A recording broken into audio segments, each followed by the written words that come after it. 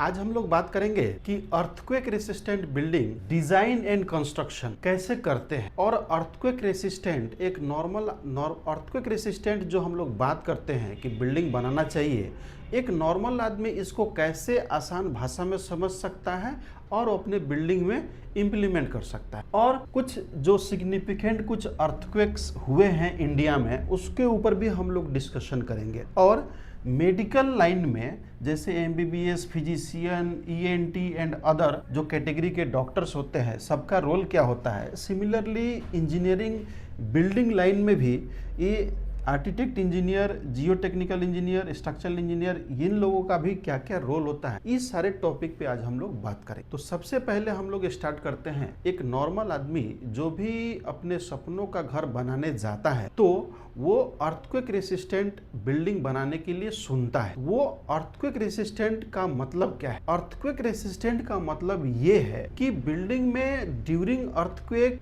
या severe trimmer building damage हो सकता है, बट बिल्डिंग कोलैप्स नहीं करे, जिससे कि जो भी बिल्डिंग के अंदर लोग हैं उनको टाइम मिल पाएगा वो घर से बाहर निकल। ये सिंपल मतलब earthquake resistant design and construction. तो डिजाइन का भी फिलॉसफी यही है, और जो डिजाइन का फिलॉसफी जो है उसको कंस्ट्रक्शन के टाइम में इंप्लीमेंट करना होता है। अब इंप्लीमेंट कैसे करना होता है?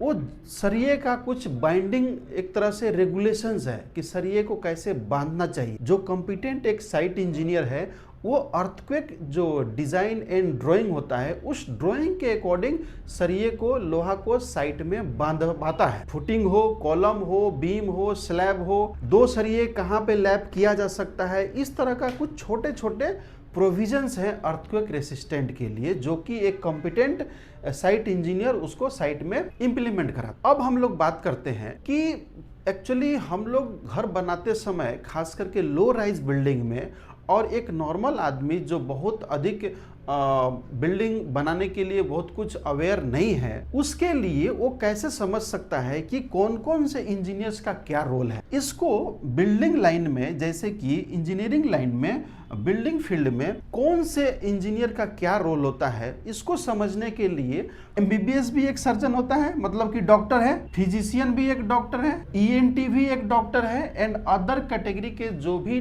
स्पेशलाइजेशन है सारे तो डॉक्टर ही है। तो क्या अगर किसी पेशेंट को या किसी आदमी को अगर सर्जरी के लिए कोई अगर एडवाइस लेना हो तो क्या फिजिशियन से एडवाइस लेगा? क्या दूसरे कैटेगरी के जो डॉक्टर्स हैं या स्पेशलाइज्ड डॉक्टर हैं उनसे एडवाइस लेंगे? ये सूटेबल होगा? तो आई थिंक नहीं। हम सभी जानते हैं कि अगर कोई सर्जरी से रिलेटेड कोई अगर इंक्वायरी है तो उसके लिए कॉम्पिटेंट पर्सन एमबीबीएस है या सर्जन है, तो उससे ही एडवाइस लेंगे और उससे अपनी जो भी प्रॉब्लम है उससे डिस्कशन करें। तो एक्चुअली ये सारे डॉक्टर्स ही है, लेकिन सबका स्पेशलाइजेशन अलग अलग है और इनको लाइसेंस लेना पड़ता है अलग अलग सेक्टर का प्रैक्टिस करने के लिए। सिमिलरली बिल्डिंग के फील्ड में भी, बिल्डिंग सेक्टर में भी ये सारे इंजीनियर्स ही है, लेकिन सबका स्पेशलाइजेशन अलग अलग है और वर्क स्कोप अलग अलग है। अब समझते हैं जैसे कि आर्किटेक्ट एंड इंजीनियर, और आर्किटेक्ट और इंजीनियर, इनका काम क्या होता है? बिल्डिंग प्लानिंग एंड नक्शा बनाना। तो कोई भी आर्किटेक्ट या प्लानिंग इंजीनियर, उनका काम होता है कि बिल्डिंग रेगुलेशन को कंसीडर करते हुए बिल्डिंग प्लान, नक्शा बनाना, जो भी क्लाइंट का रिक्वायरमेंट है, बिल्डिंग बायलॉज को फुलफिल करते हुए। सेकेंड, जो इंजीनियर्स कैटेगरी के जो टेक्निकल लोग हैं उनको बोलते हैं जियो टेक्निकल इंजीनियर। इनका काम होता है कि सॉइल टेस्टिंग करना और इंजीनियरिंग, सॉइल की जो इंजीनियरिंग प्रॉपर्टीज है, उसकी कैपेसिटी है, उसको बताना, रिकमेंड करना। स्ट्रक्चरल इंजीनियर का काम क्या होता है? स्ट्रक्चरल इंजीनियर का काम ये होता है कि जो बिल्डिंग हम लोग बनाते हैं कितने फ्लोर का बनाएंगे, और एक कॉलम से दूसरी कॉलम की डिस्टेंस क्या है, और फिर बिल्डिंग किस टाइप का है, और बिल्डिंग जो प्रपोज्ड है वो सिस्मिक जोन के सिस्मिक जोन में कौन सा जोन में है।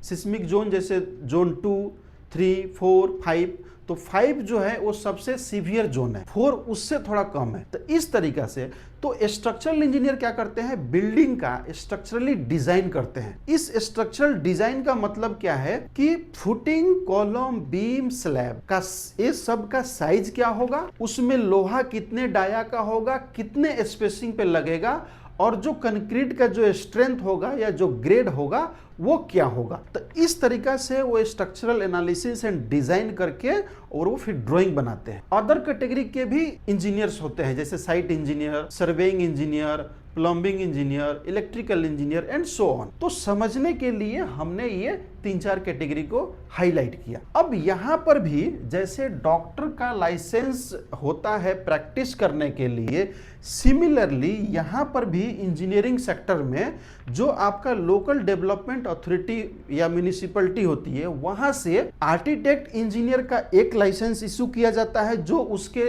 एक्सपीरियंस, क्वालिफिकेशन, कॉम्पिटेंस को फुलफिल करते हैं। तो उनको आर्किटेक्ट इंजीनियर का लाइसेंस मिलता है और वो बिल्डिंग प्लानिंग नक्शा का प्रैक्टिस करते हैं और वो काम करते हैं। सेकंड जो लाइसेंस होता है वो होता है जियो टेक्निकल इंजीनियर को, जो कि केवल सॉइल टेस्टिंग ही करते हैं और फिर सॉइल की जो प्रॉपर्टीज स्ट्रेंथ उसको रिकमेंड करते हैं। और थर्ड जो कैटेगरी होती है लाइसेंस का वो होता है स्ट्रक्चरल इंजीनियर का, जो बिल्डिंग का स्ट्रक्चरली एनालिसिस एंड डिजाइन करते हैं कंसिडरिंग अर्थक्वेक, और फिर कॉलम, बीम, फुटिंग, स्ट्रक्चरल जो भी कंपोनेंट है उसमें कितना लोहा होगा, उसका साइज क्या है, ये सब डिजाइन करते हैं स्ट्रक्चरल इंजीनियर। इवन कि बहुत सारे म्यूनिसिपैलिटी में site engineer, contractor, town planner, ये सब का भी लाइसेंस दिया जाता है। तो जब भी बिल्डिंग बनाना हो तो आप अपने लोकल जो डेवलपमेंट अथॉरिटी है उसमें आप जो आर्किटेक्ट, जियो टेक्निकल इंजीनियर, स्ट्रक्चरल इंजीनियर का आप लाइसेंस देखेंगे और फिर उनका सर्विसेज लेंगे। तो अगर आप बिल्डिंग बनाते समय अगर ये प्रॉपरली जो टेक्निकल लोग हैं जो कि इम्पैनल है लोकली, कि इम्पैनल लोग है इसका मतलब ये है कि उनके पास कॉम्पिटेंस है, वो काम कर सकते हैं। और जैसे कि डॉक्टर के फील्ड में हम फिर से एक बार समझने की कोशिश करते हैं, अगर सर्जरी का कोई बात है तो फिजिशियन से एडवाइस नहीं लेंगे या ईएनटी या अदर कैटेगरी के लोगों से एडवाइस नहीं लेंगे। किससे बात करेंगे? एमबीबीएस जो होगा उससे सर्जरी रिलेटेड मैटर पे बात करेंगे, डिस्कशन करेंगे। अगर दूसरे से एडवाइस लेंगे तो उतना अप्रोप्रिएट शायद डिसीजन या फिर अप्रोप्रिएट सॉल्यूशन नहीं मिलेगा।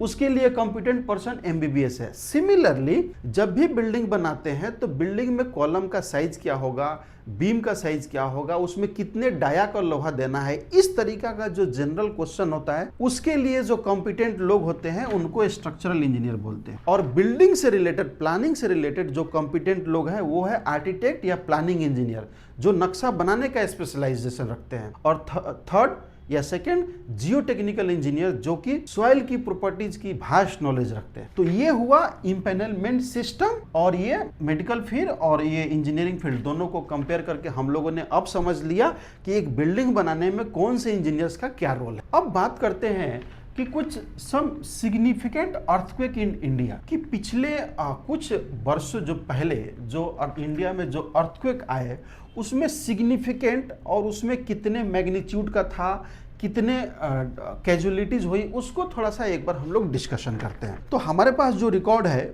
या डाटा हमने जो लिया है वो एक्चुअली 1819 से है, जो कि कच्छ अर्थक्वेक 1819 कच्छ अर्थक्वेक, जिसमें मैग्नीट्यूड 8 था और कैजुअलिटीज 2000 के आसपास में हुई। तो हम लोग मेजरली 4-5 पे ही डिस्कशन करते हैं जिसमें कैजुअलिटीज ज्यादा हुई है। जिसमें पहला 1905 कांगड़ा अर्थक्वेक, इसमें 8.5 का मैग्नीट्यूड था और जो कैजुअलिटीज थी वो नियरली 20,000 के आसपास में थी। सेकेंड 1934 बिहार नेपाल अर्थक्वेक, इसमें जो मैग्नीट्यूड था वो 8.3 का था और कैजुअलिटीज हुई थी 10,000। उसके बाद से 1993 लातूर महाराष्ट्र, इसमें 6.2 का मैग्नीट्यूड था और जो लॉसेज हुई थी वो 10,000 के आसपास हुआ था।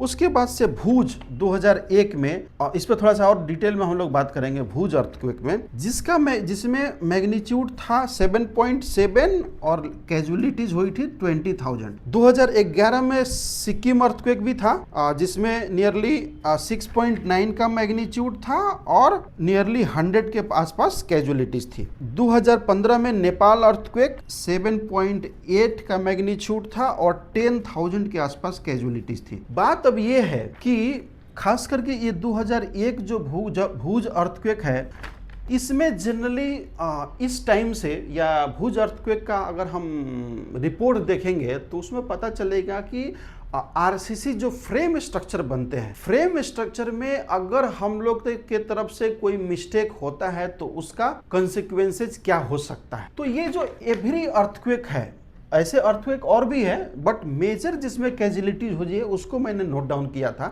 जस्ट समझने के लिए कि ये जो सारे अर्थक्वेक है ना, वो कुछ ना कुछ टेक्निकल फ्रेटर्निटी को कुछ ना कुछ सिखाती है। मतलब बिल्डिंग से रिलेटेड जो भी इंजीनियर्स है उनके नॉलेज के लिए, अवेयरनेस के लिए, इसीलिए टाइम टू टाइम हम लोग का जो इंडियन स्टैंडर्ड का कोड है स्पेशली सेफ्टी रिलेटेड, और उसमें भी अर्थक्वेक वो टाइम टू टाइम चेंज होता है। ये जो अर्थक्वेक जब होता है तो ये जो अर्थक्वेक में है इसमें बहुत कुछ सीखने को मिलता है, इसका लिटरेचर रिपोर्ट सब बनता है और वहाँ से जो टेक्निकल कमिटी है वो रिसर्च करती है, उसको फिर से गाइडलाइंस बनाया जाता है। बात अब ये है कि जब भी हम बिल्डिंग बनाते हैं तो अगर अर्थक्वेक रेसिस्टेंट नहीं बनाते हैं तो इस तरह का कैजुअलिटीज देखने को मिल सकता है। इसीलिए हमारे सोसाइटी को क्या होना चाहिए कि जो भी बिल्डिंग बनाए अपनी सेफ्टी को देखते हुए हमें अर्थक्वेक रेसिस्टेंट ही बनाना चाहिए और फिर अर्थक्वेक रेसिस्टेंट डिजाइन करा करके फिर कंस्ट्रक्शन करना चाहिए। और जो हम लोग का सोसाइटी है और खास करके जो बिल्डिंग से रिलेटेड या अदर सेक्टर से रिलेटेड जो सेफ्टी से रिलेटेड जो डील करते हैं वो सारे लोगों को एटलीस्ट अर्थक्वेक कंस्ट्रक्शन के ऊपर में फोकस करना चाहिए, जिससे कि अगर कोई मिस हैपनिंग अगर होती है तो उस टाइम में कम से कम लॉसेज हो। तो उस टाइप का इंफ्रास्ट्रक्चर हम लोग को बनाना चाहिए, डेवलप करना चाहिए। तो इसीलिए आप देखेंगे कि सेफ्टी को अगर बात किया जाए तो इसीलिए कोई भी डेवलपमेंट अथॉरिटी या म्यूनिसिपैलिटी में एक टाइप के इंजीनियर्स का लाइसेंस नहीं होता है प्रैक्टिस के लिए। बिल्डिंग एक मल्टी डिसिप्लिनरी वर्क है, इसीलिए आर्किटेक्ट इंजीनियर का काम होता है केवल नक्शा बनाना और म्यूनिसिपैलिटी या डेवलपमेंट अथॉरिटी उसके लिए उसको लाइसेंस देती है। फिर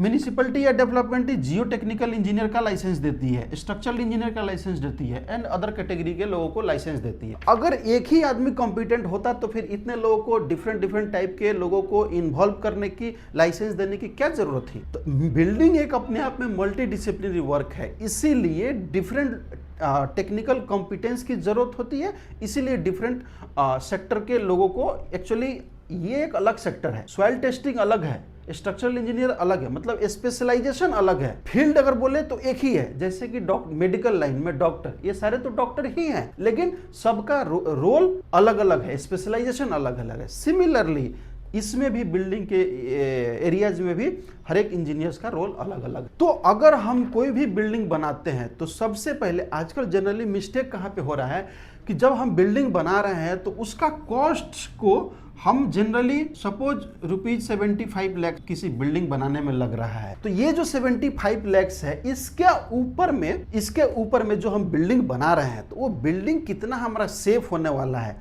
सेफ बनाने के लिए हमें इन लोगों का सर्विसेज लेना चाहिए, लेकिन जनरली हम लोग अवेयरनेस नहीं होने के वजह से एक ही टाइप के इंजीनियर्स को हायर करते हैं और पूरा बिल्डिंग बना लेते हैं। तो अगर ऐसा करते हैं तो अपने आप का बिल्डिंग को, अपने लाइफ को रिस्क पे डालने के जैसा हो सकता है। इसीलिए जब भी बिल्डिंग बनाना हो, आप ये सारे टेक्निकल लोग जो भी आपके लोकल एरियाज में इम्पैनल हैं उनको हायर करना चाहिए, उनका सर्विसेज लेना चाहिए और फिर कॉम्पिटेंट कॉन्ट्रैक्टर को हायर करके फिर कंस्ट्रक्शन कराना चाहिए। अभी के समय में हम लोग ये भी देखते हैं कि बिना ड्राइंग के, स्पेशली स्ट्रक्चरल ड्राइंग के और सॉइल टेस्टिंग के, ये दो पार्ट तो बहुत ही ज़्यादा खास करके लो राइज बिल्डिंग में नेग्लेक्ट हो रहा है, जो कि सेफ्टी पॉइंट ऑफ व्यू से ये दोनों बहुत ही इंपॉर्टेंट है, सॉइल टेस्टिंग और स्ट्रक्चरल डिजाइन। और ये सॉइल टेस्टिंग, स्ट्रक्चरल डिजाइन को इंप्लीमेंट सही से नहीं करने का नतीजा था कि सभी जो भी अर्थक्वेक आया कुछ ना कुछ उसमें सीखने को मिला। और इसके ऊपर में अगर सर्च करेंगे चैट जीपीटी या गूगल में तो हमें बहुत कुछ इसके क्यों हुआ। इसीलिए खास करके ये जो अर्थक्वेक रेसिस्टेंट जो बिल्डिंग बनाने का बात है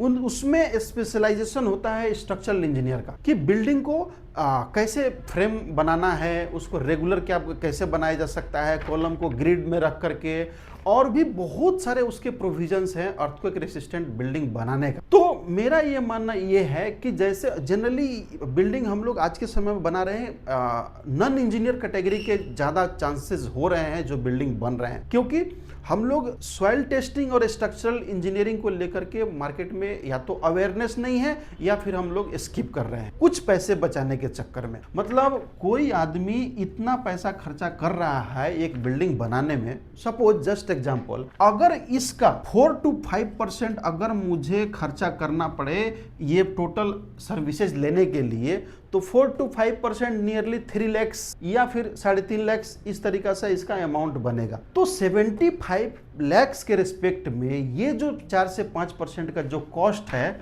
ये कॉस्ट कुछ भी नहीं है अगर हम अपनी सेफ्टी को लेकर के बात करें तो इसीलिए मैं सजेस्ट करता हूं कि कभी भी बिल्डिंग बनाएं तो इतना अमाउंट का आप इंजीनियरिंग कंसल्टेंसी के ऊपर में आप अपना बजट बनाना चाहिए और फिर बिल्डिंग को एक कॉम्पिटेंट आर्किटेक्ट इंजीनियर को हायर करके अपने रिक्वायरमेंट के हिसाब से बिल्डिंग बायलॉज को फॉलो करते हुए आर्किटेक्चरल प्लान करना चाहिए। फिर किसी जियो टेक्निकल इंजीनियर को हायर करके सॉइल टेस्टिंग करना चाहिए, फिर किसी स्ट्रक्चरल इंजीनियर को हायर करके स्ट्रक्चरल ड्राइंग बनवाना चाहिए और फिर अच्छा कॉन्ट्रैक्टर का सिलेक्शन करना चाहिए और कंस्ट्रक्शन के टाइम में किसी कॉम्पिटेंट साइट इंजीनियर को रख करके या फिर स्ट्रक्चरल इंजीनियर को रख करके सुपरविजन करा करके और क्वालिटी कंट्रोल करते हुए बिल्डिंग का कंस्ट्रक्शन करना चाहिए।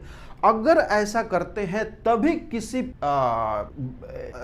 अर्थक्वेक के टाइम में बिल्डिंग में माइनर लॉसेज होंगे और रिस्क कम होगा, सेफ्टी बिल्डिंग का बढ़ेगा। अदरवाइज बिल्डिंग और पैसा लाइफ रिस्क पे हो सकता है। तो आई थिंक ये जो वीडियो है ये आपको इंफॉर्मेटिव लगा हो और आपको अच्छा लगा हो, तो जो भी आपके फ्रेंड्स हैं, रिलेटिव्स हैं, तो आप अपने फ्रेंड्स लोगों के साथ शेयर कर सकते हैं, उनको लाइक कमेंट के लिए भी बोल सकते हैं।